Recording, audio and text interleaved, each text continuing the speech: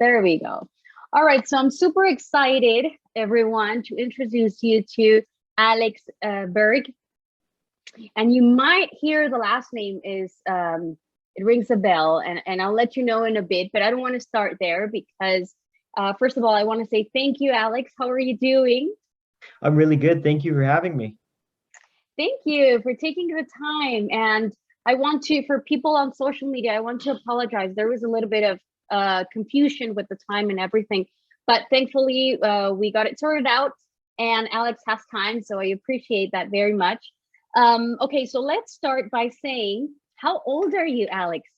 I'm 14 right now. Oh my God. And you know, you're such a big inspiration. And I was saying this yesterday on radio. I was inviting people to connect to this interview because I was saying, you know, mostly adults will think, oh, he's a great inspiration for his generation and for younger people. But not only that, you inspire me a lot. And you remind me that we just have to get out and do whatever it is that we want to do and make dreams happen. We just have to push them so they actually happen. So he's es un piloto, and I'll just go back from Spanish to English, and we're going to be doing that because I know there's a lot of Spanish speaking people that are watching this. But he's a pilot. He raced cars, and he started very, very young. I can't believe that you knew what you wanted in such a, you know, such a very young age. You were 8 years old when you started racing. Am I right? Yes, I was 8 years old when I started racing go-karts. This is my first actual year in real race cars. Oh my God. Okay, so let's go. Let's start there. How did everything start? How did you know that that's what you wanted to do at 8 years old? Well, as you mentioned at the beginning of the live stream, how my last name may ring a bell to some viewers. My father actually was a professional race car driver. He drove in Formula One. He made his living driving race cars, and now he owns a racing school, which is based in Salinas, California, at a track called Laguna Seca Raceway. Back of when I was 8 years old, it was actually here in Calgary, uh, and I really just was surrounded by race cars. I grew up my entire life idolizing my dad, seeing all his photos, and that's just something that I wanted to do. It was always in my blood ever since I was born, ever since before I can remember. Oh my God. So it made sense. Like you were, that was your world since you were born. And then I do want to ask this because I get nervous and I can't imagine your mom, right? Like how first with your dad and now with you, how is she about this? Well, I think when I was growing up, like 4 to 5 and 6, 7 years old, before I started racing, I think she did everything possible so that I could stay away from racing. She signed me up for a bunch of different sports. She would take me to like a bunch of different things. Like, hey, do you want to do this? No, no, I don't like that. So I think she tried her best to not get me into racing, but it was just inevitable in the end, and that's just what I wanted to grow up doing. I mean, I there's this one photo that my parents have showed me a few years back. It's I'm like 2 or 1 years old, and my dad has one of his race cars from his Formula Car school at a show called the World of Wheels in Calgary. It comes to the, I believe, Saddle Dome or the Max Bell Center every year, and it just shows off a bunch of cars. And there's me standing up in the race car because I'm too short to sit in it, with a great big smile on my face, and just like you could tell that I love race cars even from like before I can remember. So you were there and I'm sure you're used to that sound, right? Oh, The car sound, which is very, very loud. And I didn't want to go into your dad's story because this is about you, but he is one of a few Canadians that made it to Formula One, right? Which is amazing. And I'm sure that's where your motivation came from. But a lot of people don't know that you can start so young. And why is that, Alex? I understand, and I'm very ignorant when it comes to this topic, but there's a lot of people asking, how was it possible for you to start here when you might need licensee, or, some sort of permit, but that's not what happens here in Calgary. Am I right? yeah, no, that's not what happens. People are really mistaken when it comes to go-karts, and all aspiring drivers should start in go-karts. When you say go-karts to people, they think that you're going to speeders and you're just going to go drive an electric go-kart. And well, you have to be like 13 years old or something to drive the carts there. But in reality, go-karts is those that's like this really low level of go-karts. When you want to get into go-karts, you can be up to like I believe 5 years old, and it's pretty much like a program as you own your own cart. Made my debut at the Calgary Kart Racing Club, a track in Strathmore, Alberta. Um, Shout out to them. I really can't be there without them. That's the start of my career. But people can really anyone, no matter how old you are, you can start in go-karts. It's cheap, fun racing, and it's good quality racing as well. It's a you don't need to take a licensing test like you would a normal driver's license. But it's Nice. accessible to anyone, 5 years old to like 85 years old.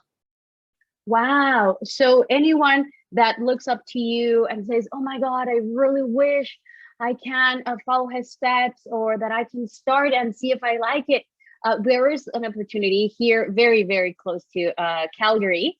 It's a very short drive, but and you were saying that you wouldn't be where you're at if you didn't have their support. So how did it start? So you started there enjoying yourself when you were 8 years old, and how did it get to the point where you're finally racing in a real car, or you're about to at this point of your life? How did it all escalate to where you're at?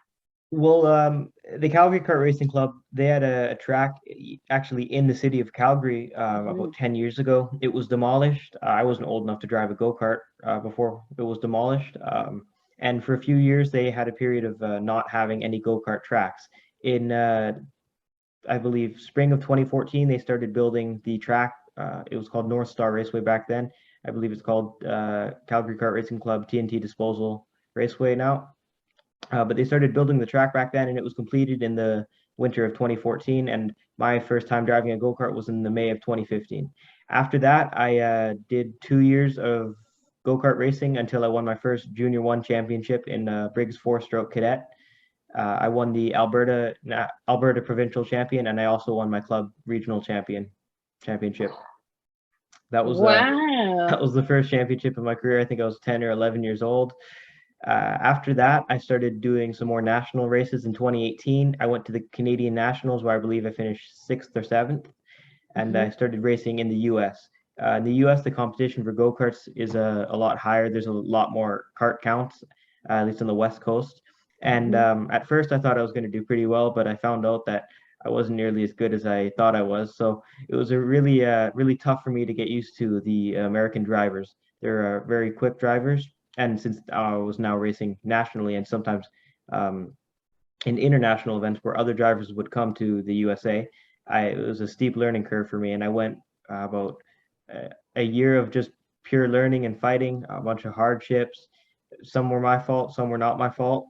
But in 2019 was the year that I finally started to get better, and that was also the year that I finished third in the Rock the Rio National Championships at the Rio Hotel in Las Vegas, Nevada.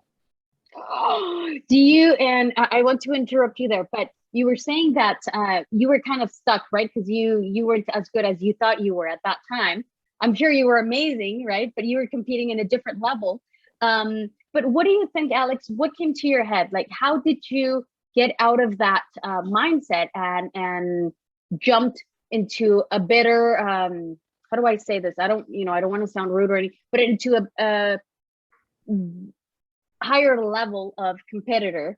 What were you struggling with? And I'm asking this because no matter what area that you're in, right? If it's racing cars, or if it's maybe uh, playing the piano, or whatever it is that you're doing, there's always these struggles, right? And it's either these struggles will kick you and you'll just quit, or they're gonna help you build that character and just rise you up. What do you think happened in that time to you? Well, Well, a lot of it was personal efforts. There's a thing called looking at data. It's pretty Mhm. much a squiggly line across a computer screen that shows you your speed going through the corner. And that would just improve your driving. For example, if you go into the corner too fast, you're going onto the next straightaway a bit too slow. And it's just a lot. That's how you get better in terms of driving skill. A lot of focusing off the track, watching videos before you go to a new racetrack, learning about a new go-kart, learning actually how to set up your go-kart. Because if the mechanic, for example, makes a change and you have no idea what that change does or anything like that, you're going to have a little bit of like issues describing the go-kart and how it feels. A lot of it was just personal hard work. I've had some coaches along the way that have helped me to get better in go-karts. That's really how you get better. Nice. And I'm sure the support you have within your family and your closer group has helped a lot. Yeah, it has. My Yeah. father. I think I learned the most from my father, from his mistakes that he made in his career, so I don't have to make them in my career. Wow. And the nice part, most of us as daughter or son, we ignore those we ignore those things that they've gone through, and we just decide to just keep on going and learn through our own journey. But it's so nice and it's so humble that you take that as a learning lesson. That's great. So from there, and I know you've represented Canada, am I right? Like that's your. Well, there's an interesting story about that actually. We stopped at 2019. I'll start going back more into 2020 and 2021. 2020 was my first year in go-karts competing completely nationally in the USA on the East Coast. I was running a lot of good races there. We've had some bad luck in a few races and a lot of learning experiences as well. But after that, I was picked up by Mazda in their Carts to Cars. Actually, sorry, let me back up. I went back to Canada to do one race, and that was the Rotax Max Challenge Canada Final. The winner of that race would go and win a ticket to race for the Rotax World Championships in Portugal, Portimao, Portugal. Which I saw that. Yeah. I Tell us was about that. So I did end up winning the Canadian final. It was in Warburg, Alberta, a track called Mojo Tire Raceway. And unfortunately, the event got canceled due to COVID-19. So I never actually got to go race for Team Canada over in Portugal, which unfortunately was my goal for that entire year, the 2020 year. So I never got to race there, but I did get the ticket to race. That really sucks. So after all this COVID, because I'm sure many things had to been canceled, and we had to move so many things, and we kind of have to figure out what we were going to do after COVID and all that. So right now, what's your biggest goal? And I want to ask you, like in short term, right, in the next year or 2 years, what's your biggest goal? Well, do you want if I wait to answer that question? I just have a little bit more to say Sure, about go ahead. after I won the Canadian final for the Rotax National Championships. I was picked up. It was announced Mazda Motorsports USA announced that they were starting a new shootout program, that they would have about 20 drivers, 20 of the best drivers from North America, to compete in what they called a shootout. And two of those drivers would go on and win a race car seat in the SpecMax 5 Challenge Series. And the shootout was based off of a 7-page business proposal. All drivers had to do it. Drivers' age ranged from my age, 14, to about 23 to 24. I'm not sure how old the oldest driver was, but they all the same expectation. They all had to do the same thing: 7 to 8 page business proposal and a 2-minute video to display how you speak in public. It's a bit of, I'm kind of sidetracking here, but when I was doing my proposal in video, I actually, on the very last day when it was due, I came down with appendicitis. No. So I my business proposal was pretty much finished, but I hadn't done my video yet. So I went to the hospital. I turned in my business proposal, emailed it in. But after I woke up from my surgery, I had to do my 2-minute video, and so I actually did my 2-minute video in my hospital bed at the Calgary Children's Hospital. Oh my God. But you still got it. Yes, I did. So the 20 drivers in the shootout, based off of those proposals and the videos, 10 of them would go on to the actual racetrack to compete on track. And I was one of those 10 selected. So I was going to Road Atlanta in Atlanta, Georgia. That's where the shootout was held. And so I was competing against 10 other drivers. It wasn't like a race sort of thing, but it was really sort of how Mazda would see how consistent they are in their lap times, how much they improve throughout the day, what their work ethic is like. It also based off of some in-person interviews with some judges, including Max Papis, who's a former IndyCar and Formula One driver. and a few inner judges from Mazda Motorsports USA. The man who makes this all happen was David Cook and Rob Howden and David Cole. Rob Howden and David Cole own a karting magazine called eKarting News, and they were the ones who actually nominated me to be part of the Mazda shootout. David Cook was the business manager for Mazda Motorsports USA. He's the one who put on the shootout and started it. This is the first year that it's happened. So after that shootout, after the 2 long, stressful days, I was announced that I was one of the winners of the Mazda scholarship. So I was going to be racing in the Spec Max 5 Challenge Series. I am racing in the Spec Max 5 Challenge Series. Wait, how does that feel? The most amazing moment of my life. When he announced my name, I was like just so nervous. I was like shaking a little bit. And when he said my name, I just realized to myself, my dreams come true. I'm a race car driver. I'm no longer a kart racer. I'm a car racer. Hey, oh my God, that's so exciting. And does this come to you? And I know this might sound very superficial, but in a way, but have you stopped and thought, I'm only 14, right? And there's a lot of people that are even older than me and have had this dream and haven't been able to accomplish it. Well, yes, I have, and I've been very grateful for the opportunities that I've had, and I've always worked hard, and I've been working hard this year to impress Mazda and to do a good job and make sure that they know that they made a good investment in me when they chose me for their Spec Max 5 Challenge program.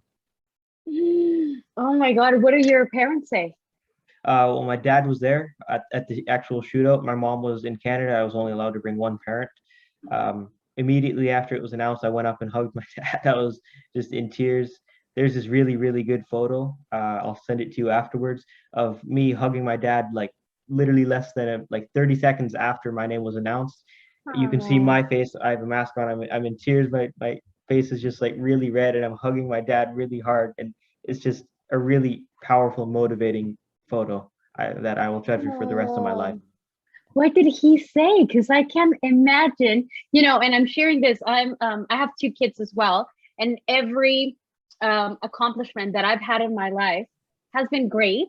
However, when my kids accomplish something, it feels 10 times better, 10 times nicer. It's very hard and difficult to explain, but it's almost like a double accomplishment, So I'm very interested to know, what did your dad say? Did he have, because I can imagine with all the emotion and everything, the excitement, was he able to even talk and say something? Yeah, he was. Yeah. Went up and I hugged him and I said, Dad, we did it. I'm a race car driver. He goes, Alexander, you did it. And that was something really heartwarming. And that's another kind of thing that hit me. I mean, I did this. My dad did help me, but part of the thing for the business proposals were that fathers weren't allowed to be part of it, and it had to be all done completely by the driver. And I wrote my business proposal. I never showed it to my dad in the end. I sent it into Mazda. Oh, wow. That's amazing. And, for everyone that's watching, when you're building your own path, it's crazy to say this, but it's true. It's almost like you have to be a one-show person, right? Like you have to do everything. Sometimes make sure that your social media is being, it's good, it's respectful, you're not offending anyone. And then the marketing part, and then the business proposal, looking for sponsors. Like there's so much involved. And most of the time, and I've said this every time that I interview someone very successful, like we interviewed Rebecca Smith.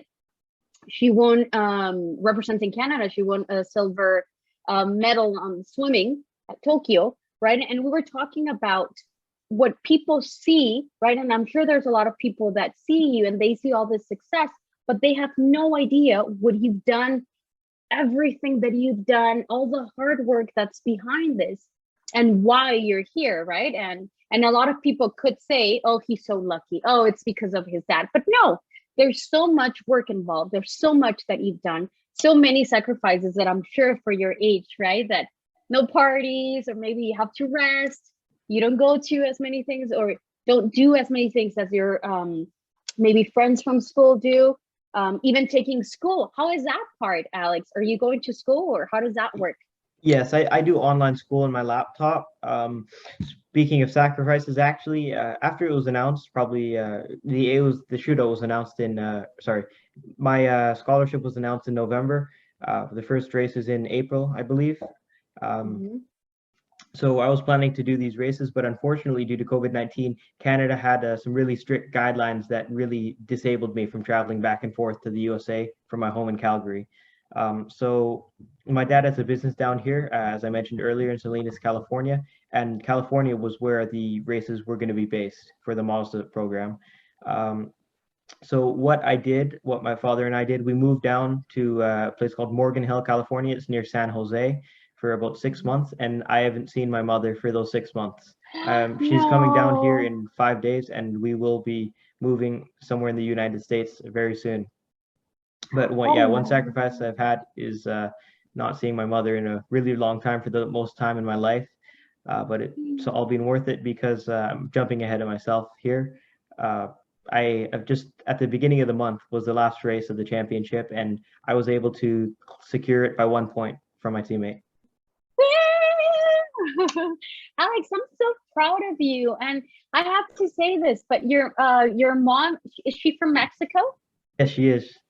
She is, and she's a great mom. And you know, I'm sure there's a lot of people that have said this to you, but it's so hard to, as a daughter or son, to find that support from parents, right? And most of the time, and you know, we were interviewing yesterday, we were interviewing Alex Arian, and he's the director, president, and CEO of Arts Commons here in Calgary, right? And we were talking about this these ideas, very square ideas that we used to have about our kids having to be, you know, an engineer, a doctor, a dentist, a lawyer.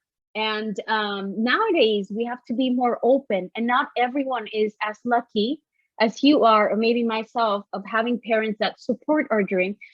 And it doesn't matter how crazy it sounds, or how you know, unreal, right? It looks, they're still there supporting us, and that's great. And I want to, I'm sending you a big hug, and cheering all your success. I'm very, very proud of you. And I'm so grateful that there's kids like you that inspire us and remind us that it doesn't matter how crazy the dream looks from far away. It's always possible if we put hard work, if we set our mind to it. And we have to be willing to do all these sacrifices, right? Like not being in your country with your mom, missing so many things, waking up early and training and all that. So I'm very proud of you, and I wish you nothing but success. Thank you. All the best to you, Alex. And what would you say to kids that are doubting, you know, that they're not really committed, that they're kind of like, man, I might do this, I might not do that? What would you say to those kids that are looking to follow a dream, but they're not really committed? In order to be successful, you have to find out what makes you get up in the morning and want to go to whatever you do, whatever it is, work, to school, to help out your parents. You have to find what makes you inspired. You have to find what makes you happy. What is your meaning in life? And you really have to talk deep down to yourself. And maybe it's about sports, maybe it's about engineering, but whatever it is, do it and don't be scared to try new things. Yay!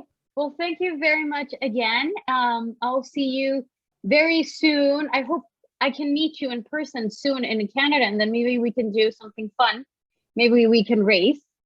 I don't know if I could do that, but even on a scooter or something fun that we could do for TV. And like I said, I'll be in touch, and I'll be following your career. I have a feeling that I'm gonna see you maybe like in 10 years, and you're gonna be so successful. And I'll just share this with you very, very quickly. You know, I interviewed a very young guy, maybe 8 years ago, Ryan Rivera, and and and he was just starting to raise here, and we would see each other, and hey, how are you doing? We're raising and all that. And I was looking up his Instagram yesterday, and now he's in Formula 3, and he's very successful. He has all these sponsors that I was like, oh my God, right? But I remember how committed he was. And so I can see that in you. Is your plan to be part of Formula One? What are you thinking to do? Like, what's your main goal? Well, after I've been picked up by Mazda, I really realized that Formula cars is not the way to go. There's very little opportunity in it, and sports cars is just a way better opportunity. That's the common misconception for most people. They want to go Formula 4 racing. Formula 4 is a step below F3, which is a step below F2, and so on. Yeah. And it's really opened my eyes to how much opportunity there is. I mean, Mazda at the age that I'm at has given me a full year scholarship, and actually just recently have nominated me for another scholarship, which is in a series that is the next step up from what I am. I'm racing the Mazda MX-5 NC generation, which is a car from 2006 to 2015. The scholarship that they have nominated me for is for the ND, the fourth generation Mazda car, which is 2016 to right now. That series is televised on NBC Sports, also Facebook and IMSA TV. So that's the next step for me. That's what I want to do next year. And I actually will be racing at the end of the year at a track called Road Atlanta. I mentioned that before, with a team in that series, the Mazda Idemitsu MX-5 Cup Series presented by BF Goodrich Tires. Okay, so now you see, now I'm getting the whole picture. That's so amazing. So for people that want to follow you and want to know more about you, can you share your social media and website and all that? Sure. Would you like me to type it in chat or just say it? Oh, you can say it, and then I'll share it through our social media. It's my Instagram is Alex8, like the letter 8, ERG. My racing number is number 8, so I just thought it'd be kind of smart and witty to replace the B in my name with an 8. My Facebook is Alex Berg Racing. You can find me as a page there. My Twitter is Alex_8ERG. Fortunately, my Instagram username was taken on Twitter. And my LinkedIn is Alexander Berg. And there's a lot of information on your LinkedIn that people can find out about you. So some more information that you can find is actually on my website, alexbergracing.com. That's ALEXBERGRACING.com. That's so fun. Thank you very much, Alex. I could stay here for hours talking and asking about all these things that you've done. But we have to go. And I just want to say that I'll see you soon. I'm sure everything will just work out the way it has to for you. And I'm very excited for you. Te mando un abrazo muy fuerte. I never went to Spanish, but it was so exciting to just keep on talking to you. Pero para la gente que nos está viendo, Alex habla español también y habla francés y está pendiente de todos ustedes, y síganlo, motívenlo y úsenlo como inspiración para sus hijos, para las nuevas generaciones, para todo lo que puedan, porque de verdad que son contados los jóvenes que están haciendo historia de esta forma, y que de verdad hay que apoyarlos para que siga habiendo, para que se sigan moviendo, y usarlos una vez más como inspiración. Muchísimas gracias, Alex. A big hug, and I'll see you soon. Gracias, muchas gracias. Thank you. Perfect. Okay, so I cut the streaming on Facebook already. But thank you very much, Alex. If you can, whenever you're back in Canada, let me know, and I'll come to you with the cameras and do something fun. Thank you. Thank you. I love that. Thank you for having me. Okay, thank you so much. All the best, Alex. Thank you. Yourself as well. Have a good day. Thank you. You too. Bye-bye. Bye.